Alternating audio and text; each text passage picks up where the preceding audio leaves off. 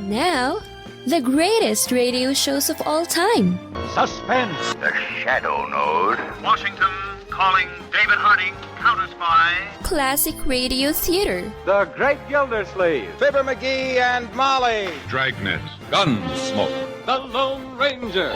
Now, step back into our time machine with your host, Wyatt Cox. Good evening, friends of the Inner Sanctum. Jackson Beck starring as Philo Vance in an episode of the detective drama from April 25th, 1950. This episode entitled The Shower Bath Murder Case. I'll call Jim if you want, George, but he's shaving. It's all right, Sylvia. I'd much rather talk to you. Thanks. That's one of those things I'd much rather not remember. Look, George, Jim's going to take a shower after he shaves. The minute he's through, I'll tell him to call you back. Goodbye. Now, wait a minute. Well... Oh, how about inviting me to the house? But... As I understand it, married people do have friends over once in a while. Friends, yes. Oh, now, really?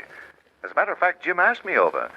I'm supposed to be there now. Well, but... Sylvia, the only thing you can possibly have against me is the fact that I like you. Now, is that a... Open up in there. Open this door. What was that? Wait a minute. Who is it? I'm a police officer. Open this door quickly. Goodbye, George. But, Sylvia... Hurry with this door. I'm coming. Now, what is all this? Where's the room with a narrow window, lady? Fast. Where is it? The bathroom, right this way. What's the matter?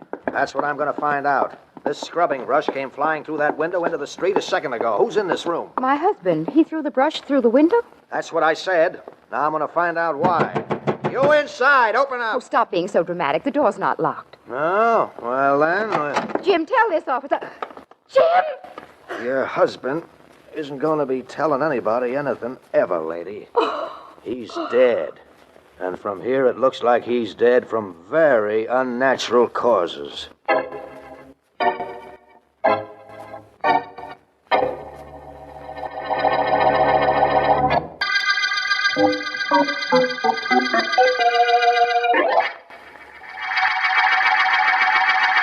I tell you why I asked you to come to my office, Vance. I think you'll like the reason. I don't like murder, Markham. My enjoyment comes from helping catch killers. I understand that, of course. Vance, a man named Jim Raines was found dead this afternoon in his bathroom. He'd been poisoned. Oh? It was a slow-acting poison. Took effect several hours after it was given him. Not too unusual a situation up until now, Markham. No, that's true, but listen to this. The bathroom door was unlocked. As Raines felt himself dying, or anyhow, this is what we imagine happened, he seized a scrubbing brush and tossed it through the window. A police officer was passing, went into the house, and found the body on the bathroom floor. Anybody in the house? The victim's wife, Sylvia. Why didn't he call out or open the door to call his wife? That is why I phoned you. I see. I don't know the answer to that unless he suspected his wife had poisoned him and knew she wouldn't help him. That's possible. Certainly is. I think I'll find out a few things about the late Jim Raines before I see her, though. I'm sure the victim broke that window so that we could see through his reason and find his murderer.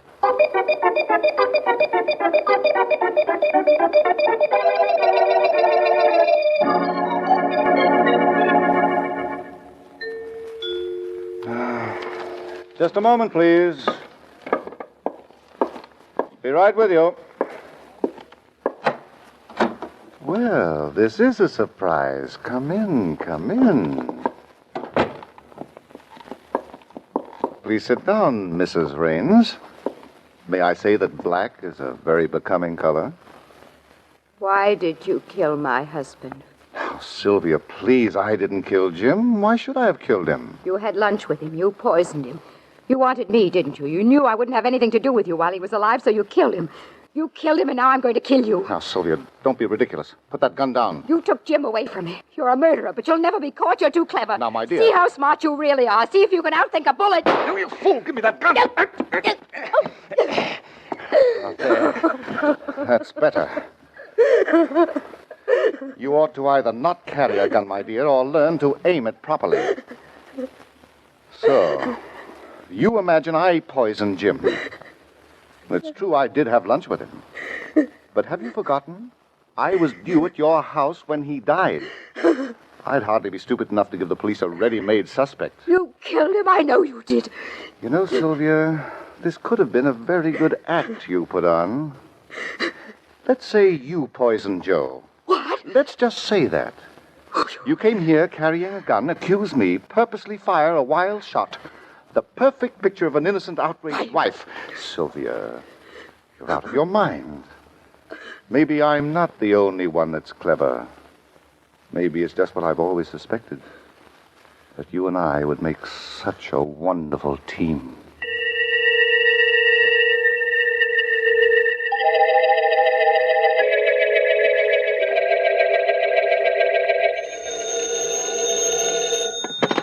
District Attorney Markham speaking. Markham, this is Vance. Yes, Vance. Anything yet on the Jim Raines murder? I've made some progress. Raines was in the numbers racket. Did you know that? The homicide department undoubtedly knew it, Vance, but I haven't received a report yet. This case is only a few hours old, you know. I realize that. And I also realize that Raines operated in opposition to a man named Eddie Cayley. And Cayley wasn't too happy about the whole thing. Well, Vance, we have the wife as a suspect, of course, but you haven't been to see her. No, not yet. Now that you've uncovered Cayley, I imagine you, merely to be consistent, won't go to see him either. I'll see him, but not right now. Now I think it's time you and I went to see Mrs. Raines. If I'm going to see suspects, I must remember my etiquette.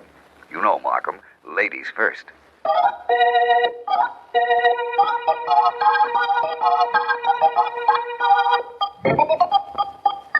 What was the take for today, Whiting? I don't know yet, Eddie. Why not? It takes me a little time to add up figures. But I like figures. You ever hear anything like that? I like figures and I don't understand them. So what? I like women, and nobody understands them. All the runners bringing their slips? All except Squirmy. He's due any minute. 6, 8. Take off your shoes for that number, Whiting. Huh? It's over 10. You'll run out of fingers to count on. Gee, I like mathematics.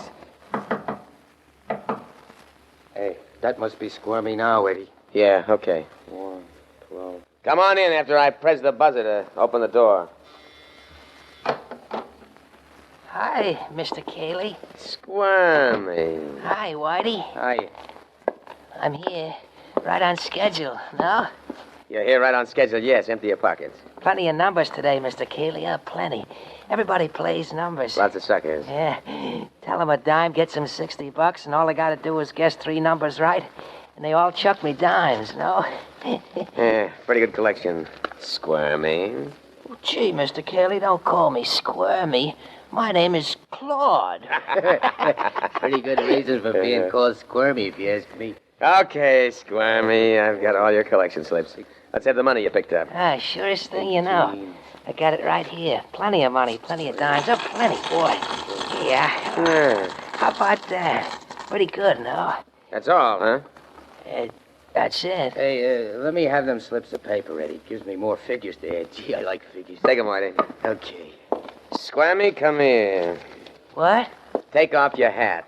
There ain't no lady in the room. Okay, I'll grab it off. There. Hey, give me back my hat. Give me back my hat. Sure, as soon as I see what's in the inside band. Hey, what's the matter? Well, what do you know? Policy slips. You're taking numbers on your own, aren't you, Squirmy? Now, look, Mr. Kelly, look, I don't know how they got up there. No? I've been framed. Somebody had... Hey, clip me again, Eddie. Just let me count. That's 1. No, don't. I got rid of one competitor, Jim Raines, and now I got another. 2. Wait a minute, Mr. Kelly. Them numbers I had up there, I kept them there in case I got picked up by the cops. Is that so? Yeah, that's it. In case I got picked up by the cops. 3, keep it up, Eddie. I'm having fun. I'm a little tired of playing. 4. Now get up and get out of here, Squirmy. And next time, remember, don't try to get cute with me. Sure, I'll remember. Okay. I won't get cute. I'll remember. So long, Mr. Cayley. So long, Whitey. Get out of here. Yeah, sure, Whitey. I guess I can't blame him too much, Whitey. What do you mean? With Jim Raines out of the way, he just got ambitious, that's all. Yeah, it's what it is, all right. You know, Eddie, this is no business for secrets. Remember that, Whitey. Sure. Guy works for you. He ain't got no right to keep anything under his hat.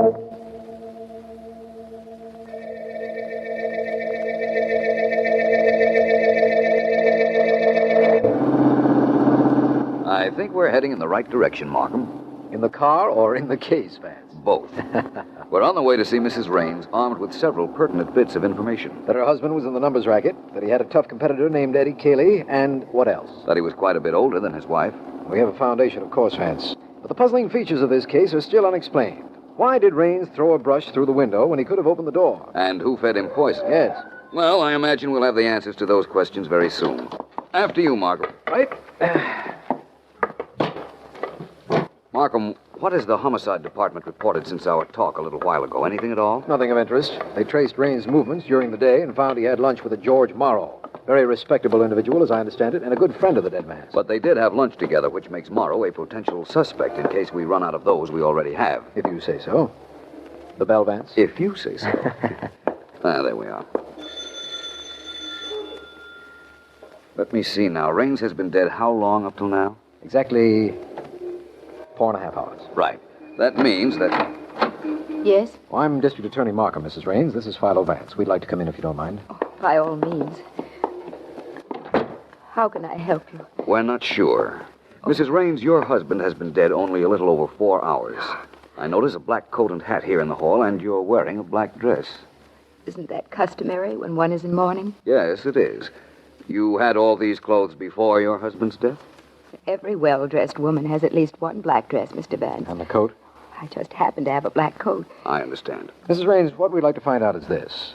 Why would your husband throw a brush through the bathroom window to attract attention when he could have attracted attention so much more easily by opening the bathroom door and calling? I don't know. You were home at the time. I was on the telephone talking to a friend of Jim's, a man named George Morrow. He was telling me that Jim expected him at the house, and just then the policeman pounded on the door. Do you mind if I see the bathroom? No, why should I? This way. Come along, Markham. Right. Jim was shaving. He was going to take a shower after he'd finished. I could hear the shower running while I was on the telephone. Who shut off the water? I don't know.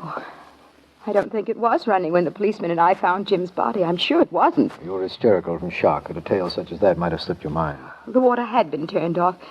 Well, what's so important about that? I'll let you know in a moment. I want to turn on that shower. Well, go ahead. I don't know what this is supposed to prove, Vance, except that there's hot water in the shower. You aren't the only one who doesn't know what else Mr. Vance is trying to prove. Mr. Vance isn't trying to prove anything. Mr. Vance has already proven it. What? All right, please, both of you, get out. Get out, please. What's the hurry? What's with the pushing? I'm sorry. I hope you have a good reason for rushing us out of here, Mr. Vance. I have the best reason in the world. Markham, I want a 24-hour police guard placed in front of this bathroom. What? I want it closed to everybody until I ask for it to be opened. That could be arranged, I imagine. You want to tell me why, Vance? Certainly. There's something in that bathroom that tells me definitely who poisoned Jim Raines.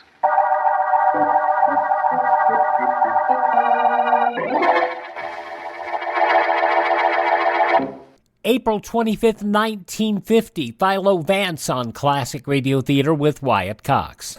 Hi, this is Kyle Horvath with the White Pine County Tourism and Recreation Board. If you want to get away from the big cities and get back to nature this summer, give us a call at 775-289-3720 or visit us online at elinevada.net. There's so much to do and see I can't mention it in 30 seconds, but check out our website and you'll see what Nevada is really all about. elinevada.net or follow us on Facebook or Instagram. Give us a call at 775-289-3720 or visit us online at elinevada.net.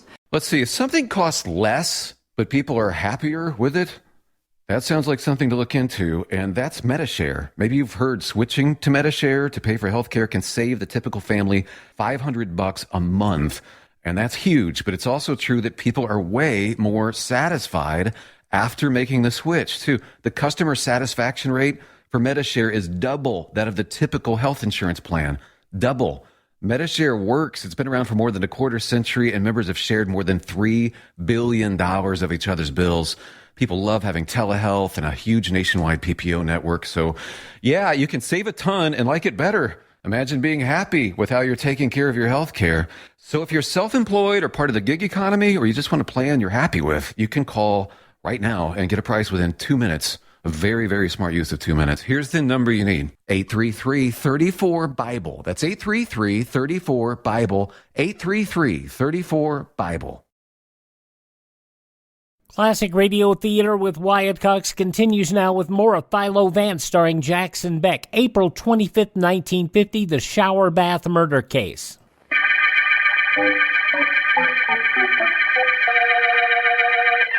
This is District Attorney Markham. The shower bath murder case opened when Jim Raines, numbers racketeer, was found poisoned in his bathroom. We know the poison had been administered several hours before. We know that Raines' wife was younger than he and attractive. That the dead man's racket rival was Eddie Cayley, and that he had a friend named George Morrow. That's all we know. But Philo Vance insists he knows who killed Raines after he, Vance, turned on the shower in the bathroom. It is sometime later in my office. Still not talking, Vance? What's the point of telling you, Markham? You need evidence that will stand up in court. I don't have it. Will you get it? That's the question. I'm going to try. Well, you've been... I know what you're going to say, that I've been reasonably successful in getting proof for you before. But each case is different, Markham. Precedent hasn't any importance because there never has been a case like this. Could you tell me why Jim Raines threw that brush instead of opening the door? Yes, I can, but I won't. I know why he did it. I know everything about this case now. All I have to do is take the mystery of that shower and use it to make a murderer come clean.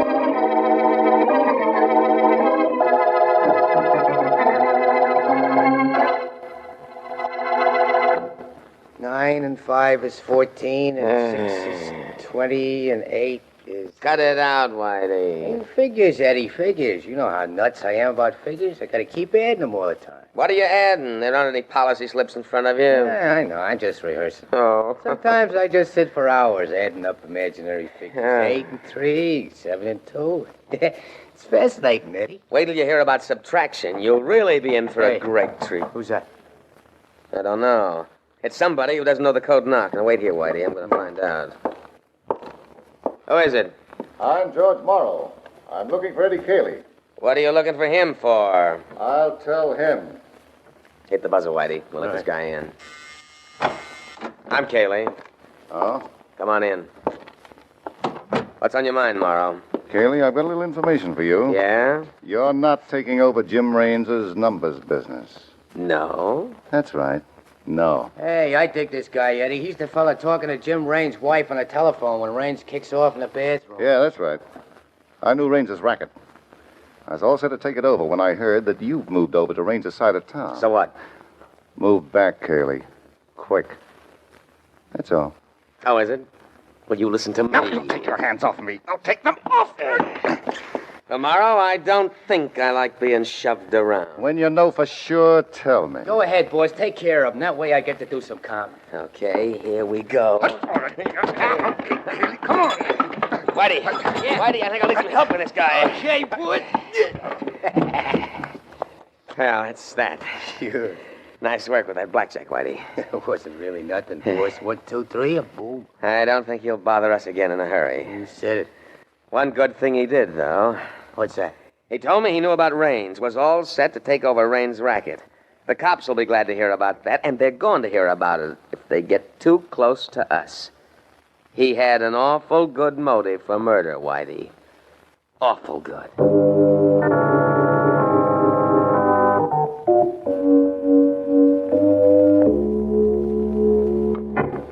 All I can tell you about Cayley is what you already know, Vance.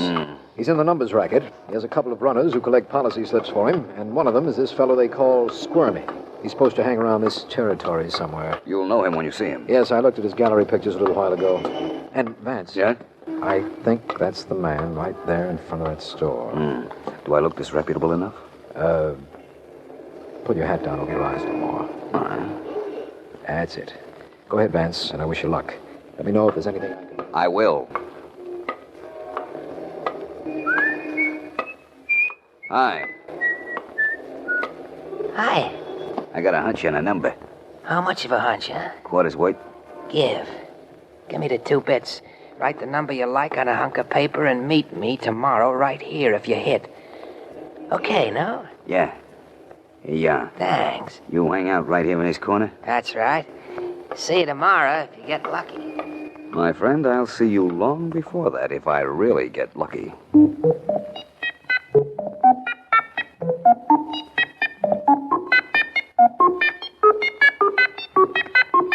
Look, George, I don't want to talk to you now or ever. Oh, but and Sylvia... nothing you can do or say can make me change my mind. I wouldn't say nothing, Sylvia, if I were you. What do you mean? I was just up to see a fellow named Eddie Cayley. He was a business rival of your husband's. Well, what does that make me? You'll have to listen to find out. Well... Eddie and a stooge of his worked me over. Good. But I had a reason for going up there. So? You were the reason. So don't you think you should be a little reasonable?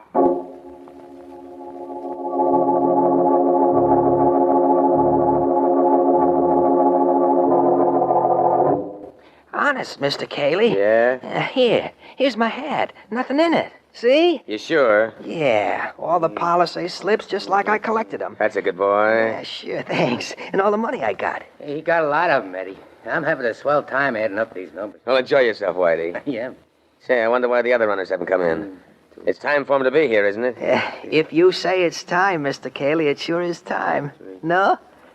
Thank you, Claude. Gee, thank you. Hey, that's our knock. Must be one of the boys now, Eddie. Want to let him in? Certainly. Hey, that ain't one of our boys. I'm not one of anybody's boys. I'm Philo Vance. How did you know the knock we used? Sensible question. That seems to indicate that you are the head man. You are Cayley. That's right. And you want to know about the knock? Yeah. Well, I was watching down the hall when Squirmy here knocked at the door. Oh, gee, Mr. Cayley, I didn't know. Honest, I didn't. Shut up. Oh, shut up? Huh? Okay. Now you'll call me Squirmy. Will you cut that out? You were watching, Vance, and listening. I stand corrected. Well, Cayley, you want to know why I'm here. Keep talking. That's simple. You're in the numbers racket. So was Jim Raines. That's a very definite connection between you two. Now, wait a minute, Vance. I know who you are. You're no cop, and that means I'm not ratting on anybody. But George Morrow wanted in on Raines's racket. He told me that himself. If you're looking for Raines's killer, you don't have to look any further than him. Thank you. But I think this numbers business of yours, Cayley, is sufficient to lock you up until I get ready. Whitey, the blackjack. Yeah. Grab him, Squirmy. I don't grab so easily, my friend. Come on, Whitey. Three of us ought to handle this one. All right, everybody, stop that fight. Stop it or I'll shoot. Well, the district attorney and a gun. Yes. April 25th, 1950, Philo Vance on Classic Radio Theater with Wyatt Cox. The conclusion is next. No offense, but are you a little fat when you look in the mirror? How would you like to learn the secrets to lose 3 to 5 pounds a week easily without joining the gym or going through any crazy diets? It's called Body Sculpt by Med Diet. For the last 2 decades, we've been helping people just like you that have pounds they want to shed. We've helped millions of people lose thousands and thousands of pounds over the years. And now it's your turn. Learn the secrets of how to lose weight with one simple phone call. You'll see an amazing difference in a matter of days. Don't believe us? We'll offer you a money-back guarantee. If you're ready to start losing weight right now, call right now to learn more about your risk-free order to Body Sculpt. Call for your risk-free offer. 800-738-5332. 800-738-5332. 800-738-5332. That's 800-738-5332. Are you in bad pain? You know what I mean. Your knees hurt. Your shoulder hurts. Your elbow and back are constantly killing you. And I'm sure you've tried every pain pill or cream available at the drugstore. Am I right? Well, here's something you haven't tried. Pain Magic. Pain Magic is not available at any drugstore. The only place you can get it is by calling the special toll-free number I'm about to give you. And to make things even better, call right now and find out about our buy one, get one free offer. We're so confident it'll work for you that we offer a free bottle with your purchase. No prescription required. Call now to learn how you can get Pain Magic and get rid of your pain. Remember, your results may vary. 800-492-8164.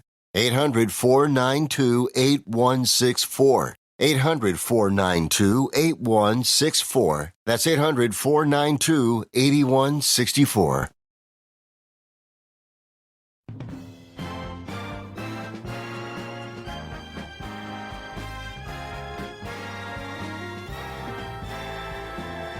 Thank you for tuning in to Classic Radio Theater with Wyatt Cox, and now the conclusion of Philo Vance from April 25th, 1950. I'm getting up in the world. Markham, you interrupted the proceedings just when I was starting to enjoy myself. But I'm glad you did. I'm very anxious to get this case over with. I followed you as you asked me to, Vance. Do I take Cayley in as Jim Raines' murderer? No. Just on the numbers racket charge, Markham. Nobody here killed Jim Raines. But let's go to Raines' house, and I'll point out somebody there who did.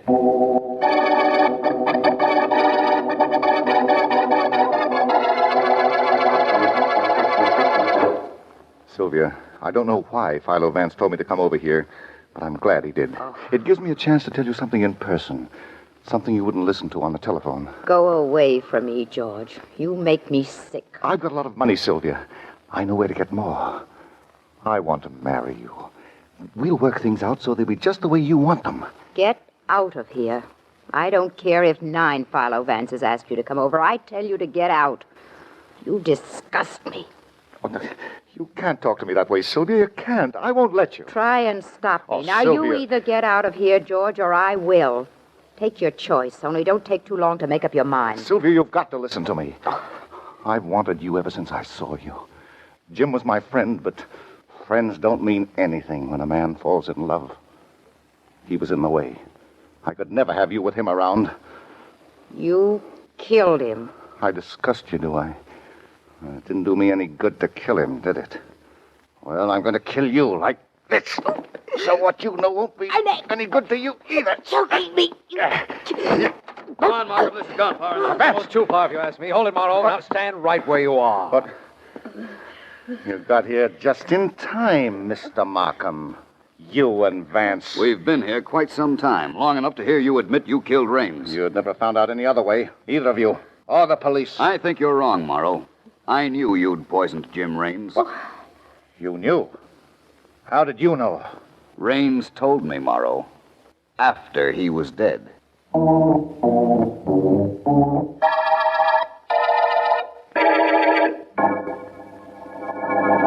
Before we go into the Raines bathroom, Markham, you realize why we went up to Eddie Cayley's headquarters. Break up his policy operation. Exactly. Then, too, I needed a little time to contact Morrow, have him go over to see Mrs. Raines. And I had to be sure Mrs. Raines knew the part I rehearsed her in. I understand all that, but there's something I don't understand. Jim Raines was in that bathroom. He had finished shaving and was about to take a shower. He felt himself dying, and instead of opening the door and calling for help, he tossed a brush through the bathroom window. How are you going to explain that? I will, I promise you. And I'll begin by telling you that he thought George Morrow was in the living room.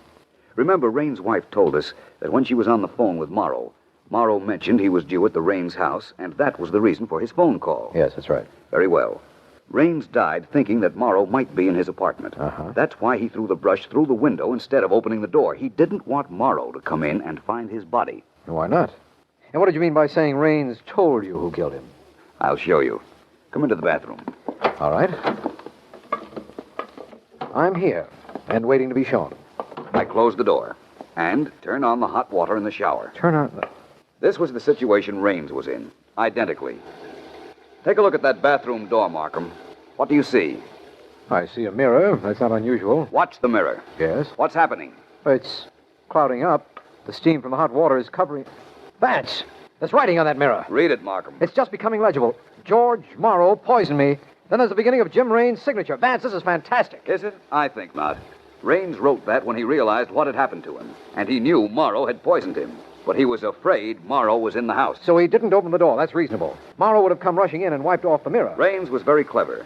He wanted the bathroom window broken, knowing that the steam would be dissipated by the draft, and the writing on the mirror would disappear with it. Oh. But it could be brought back by anybody who would wonder, just as we wondered, why a window was broken when a door was available. The writing stayed on the mirror. I don't understand that. Try it sometime with your own mirror, Markham.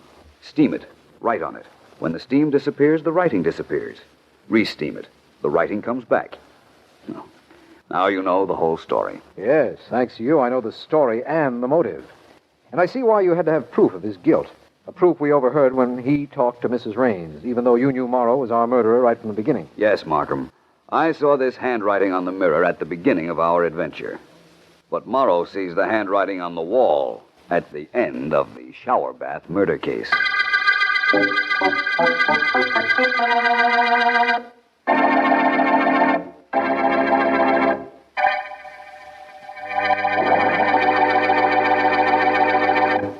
April 25th, 1950, Philo Vance on Classic Radio Theater with Wyatt Cox. Are you suffering with arthritis or osteoporosis? Do you have diabetes? Did you know that these are just 2 of the hundreds of diseases that have seen improvement with Dr. Wallach's incredible longevity products? You can't get them at a health food store. The only way to get them is to call us at 800-214-0065. That's 800-214-0065. Do you have heart disease, fibromyalgia, or high blood pressure? Do you have a terrible time losing weight? Dr. Wallach can help. He was a veterinarian and cured diseases in animals. He felt that he could do the same for humans, so he became a physician. Over 50 years of research and helping people like you goes into every bottle of Dr. Wallach's amazing discoveries. Do you want to feel better? Learn how to treat the cause of your problem rather than covering up the symptoms with drugs. Call 800-214-0065. That's 800-214-0065. Now on Classic Radio Theater with Wyatt Cox, Part 3 of the 5-part Yours Truly Johnny Dollar story, The Lonely Hearts Matter. This episode originally broadcast April 25th, 1956. From Hollywood, it's time now for... Johnny Dollar. Ready with your call to Hartford, Mr. Dollar. Go ahead, please. Johnny, what's up? Plenty, Dave. The Wells girl was right. Her father was murdered. We just got the autopsy report. He died from a dose of ground glass. Then I'll put a stop order on the insurance claim. It was filed this afternoon. And something else, Dave. A man died in St. Louis about 2.5 years ago. I wonder if you'd have Mutual Records Service check and see if he was insured. His name was Walter Maberly Burke. Burke? Well, Johnny, Yeah, I know. Jonathan Wells' widow was previously married to Burke. They were married at the time of his death. And he also died suddenly and mysteriously. Holy smoke. Just call her Murdering Mabel. Oh, you haven't met her, Dave. She's just a sweet old lady who's had a little bad luck now and then. And she regards death as the doorway to a greater and more glorious life. Oh? Well, that sounds very noble. It would, if she didn't keep slamming the door.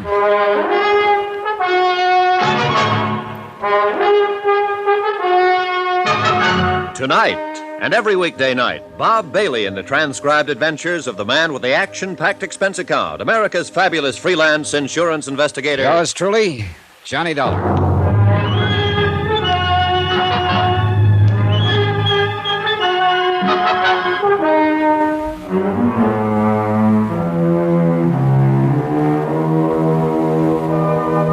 From Special Investigator Johnny Dollar, location Chicago, to the Home Office, Northwestern Surety Company, Hartford, Connecticut.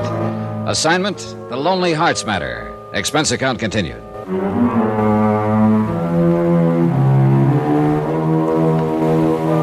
Item 8, $7.65. Dinner for Norma Wells and myself. It was brought up by room service, and we ate alone in my suite. Norma didn't feel like facing the dining room. I was still trying to figure her out. When she'd come to me with a claim that her father had been poisoned by her stepmother for his insurance, I'd tagged her for a jealous, hysterical kid, and that still went. But now, with the autopsy report in, it was more than that. She was right. Jonathan Wells had been poisoned. And again, when she told me someone was hanging around her apartment, I only half believed her. But by now, I was about ready to believe anything. I'd have sworn I couldn't eat a bite. Well, you needed it. You've been going on nothing but nerve. And I'll still be. Until this is all over. Well, it shouldn't take long now. That autopsy report gives us the green light. The police will move in now, and we can put the pressure on. It's such a terrible thing. Why, 6 months ago, when she married him, she was planning this right then. It looks that way, all right. Father was always so good to her. Yes, and to that worthless nephew of hers, Burton Creeley.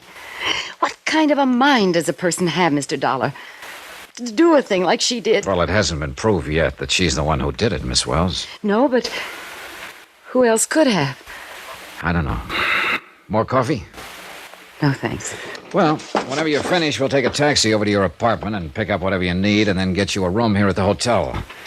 I don't think you're in danger, but I imagine you'll feel a lot less nervous here. Oh, I will. And I do appreciate your help and kindness, Mr. Dollar. Forget it. It's part of my job. Only this time, when you check in, you go to your room and stay put. What do you mean? When I came back from talking to Mabel Burke, Max Lancer from the DA's office was waiting for me down in the lobby. He said he'd phoned here to the room 5 or 6 times, got no answer. I was here. I heard the phone, but, well, I didn't know if you wanted me to answer. He sent a bellboy up to knock on the door. Well, I must have been in the shower. I was here all the time. Don't you believe me? Any reason I shouldn't believe you? Are you through eating? Yes. Okay, let's go. Expense account item 9, $1.80. Taxi from the hotel to Norma Wells' apartment. Night had fallen over the city, and the tall buildings of the Loop shimmered above the noisy blaze of lights. Laughing groups of early dinner-goers jostle through the scrambling packs of late shoppers. Auto horns, blaring jazz, newsboys, traffic whistles. Hurry, hurry, hurry. Yesterday never was, tomorrow's only a dream, and today's nearly gone. So hurry it up and let's get going. We'll sleep when we're dead. Like Jonathan Wells on his cool marble slab in the city morgue. It's apartment C, the next door on the left. Right. Have a key here somewhere. Sure you locked it? Oh, yes, I always... It's not locked. Well, you were scared when you left and maybe you No. I remember locking the door. didn't. You sure? Yes. Now it's... Stay back.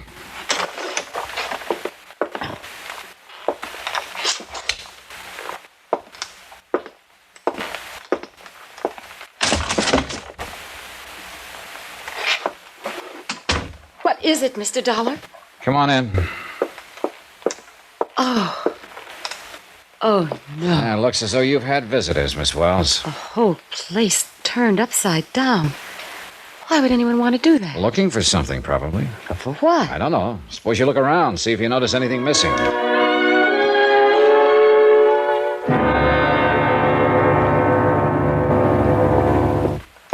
It's no use, Mr. Dollar. I've gone through the whole place twice now, and I'm certain that nothing's been taken. But they had to have some reason to break in here, go through everything this way. I suppose so, but... Well, I'm positive there's nothing missing. All right. If there isn't, there isn't. Well, do you suppose that coffee's ready now? Oh, I think so. Come on in the kitchen. I guess you'll believe me now. Somebody was hanging around here earlier today. Just wish I could figure what they're after. Looks plenty strong. There's sugar there on the table. I'll get some cream from the refrigerator. Don't bother on my account. I drink it black. Well, not me. I use plenty of both. Lots and lots of cream and 2 heaping spoons of sugar. They must have had a reason to break in here. If it wasn't to steal something, then what was the reason? The sugar looks funny. Doesn't make sense at all. Guess I ought to keep it covered. The sugar. I was saying it looked funny. Well... Wait a minute. Maybe they broke in to leave something. Leave something? Yeah. Here, give me that cup. And the spoon. What are you doing? Look, Well, that's funny. It didn't even dissolve. the sugar dissolved, all right. Well, then what's that in the spoon? Ground glass. I phoned Max Lancer and had him send over a policewoman to accompany Norma Wells back to the hotel, get her checked in, and stay with her overnight. Then I called the Wells residence. The old lady answered the phone herself, and I asked for her nephew, Burton Creeley. She said he wasn't in. So on an off chance, I took a taxi to the office of the Rendezvous Club, Lonely Hearts Unlimited. There was no light showing behind the transom over the door.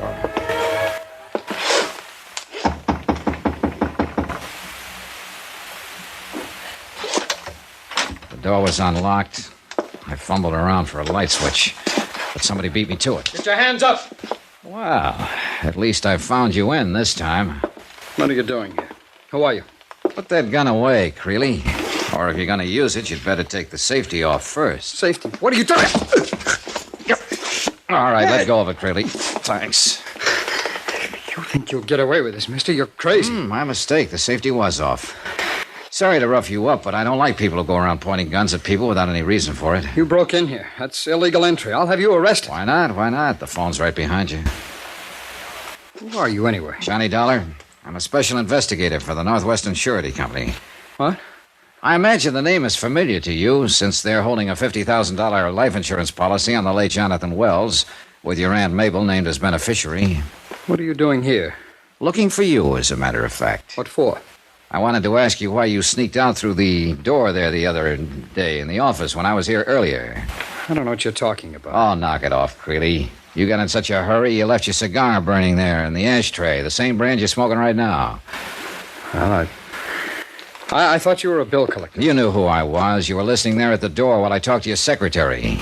Now, why'd you run out? Oh, all right. I did know who you were, Mr. Dollar, but, well, you're misinterpreting things. No kidding. In what way? I was late for an appointment. I didn't want to get tied up. I figured you could find out anything you wanted to know from my aunt. I saw no necessity for talking to you. I see. Where have you been since then? Right here, most of the time. And the rest of the time? Well, what difference does it make? You weren't over at Norma Wells' apartment by any chance? I Are you kidding? I detest that girl. Why so? Because she's a smug, self-satisfied little phony. She's too big for her britches. Now, what makes you think I'd be hanging around her? Somebody was. I don't get it. Somebody broke into her apartment this afternoon or this evening and turned it upside down. She hasn't got anything I want. They didn't take anything. They broke in to leave something. I found some ground glass planted in her sugar bowl. Ground glass? Sound familiar? What are you getting at? You mean you haven't heard about the coroner's report on Jonathan Wells? No, why? What has that got to do Mr. with... Wells died from a dose of ground glass. Good Lord. You mean he was killed, murdered? I don't imagine he ate the stuff intentionally, do you? I can't believe it. Yeah, well, the police aren't having that trouble. I just can't imagine anybody. He was such a nice guy. He always got along fine with everybody. Including you? Yes. We got to be good friends. What about his daughter, Norma? I don't really know. She blew a top and moved out a month after Aunt Mabel and Jonathan were married. Why? Oh, jealous, I guess. She couldn't stand it to see her father pay any attention to anybody but her. Did they quarrel much? Oh, Jonathan never quarreled with anybody. No, she just seemed to go around with a mad on most of the time. She's a rare one, that girl. What do you mean? Oh, she seems to think of herself as a princess or something. I understand you made quite a play for her at first. I suppose she told you that. Did you? I tried to be friendly to her, that's all. I don't know what she chose to call it.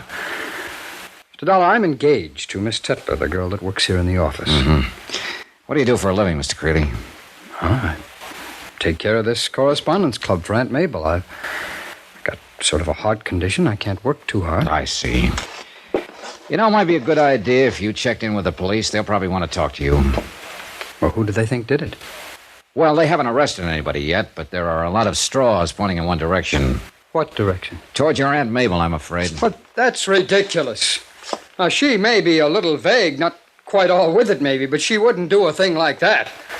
They're out to frame her, that's what they're doing. Who else had a motive, Mr. Creedy? But what about his daughter? She stands to gain by all this. She inherits the estate. Maybe she faked that burglary, planted the ground glass in her apartment herself. Have you thought of that, Mr. Dollar? Yeah. Yeah, I've thought of it.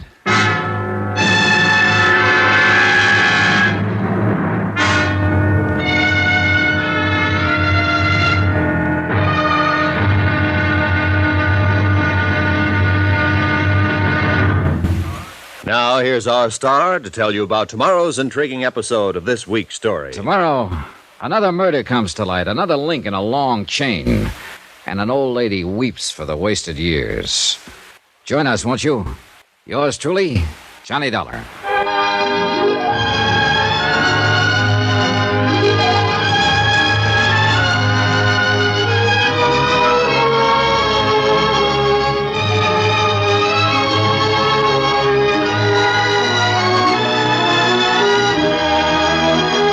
Yours truly, Johnny Dollar, starring Bob Bailey, is transcribed in Hollywood.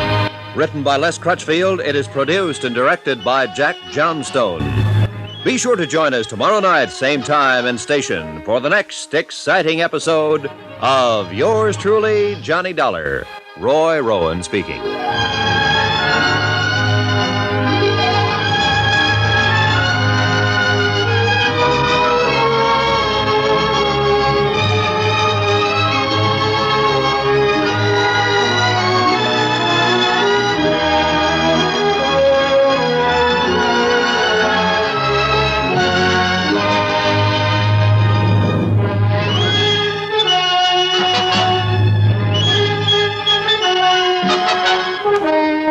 April 25th, 1956, yours truly, Johnny Dollar, here on Classic Radio Theater with Wyatt Cox. A reminder that all of this week's shows of yours truly, Johnny Dollar, are courtesy of our friend Ted over at RadioMemories.com. That is RadioMemories.com. He supplies shows on CD, flash drive, and compact disc. Just check with Ted, RadioMemories.com. You can also, please thank this radio station, support their advertisers. It's their kindness and courtesy that allows us to be with you each and every time we roll around on your favorite station here. And if you miss a day on this station, you don't have to miss a single show. You can find all of our shows at iHeartRadio, Spotify, Spreaker, TuneIn, Apple Podcasts, Google Podcasts, Amazon, or Facebook by searching Classic Radio Theater with Wyatt Cox. Classic Radio Theater with Wyatt Cox. And our webpage also has our shows, classicradio.stream. There you can stream our shows, learn more about classic radio collecting, and you can contact me. All of our social media links are there as well at classicradio.stream. Have a great day. Tell all your friends the great radio shows are right here at this spot on the dial. Classic Radio Theater with Wyatt Cox on your favorite radio station.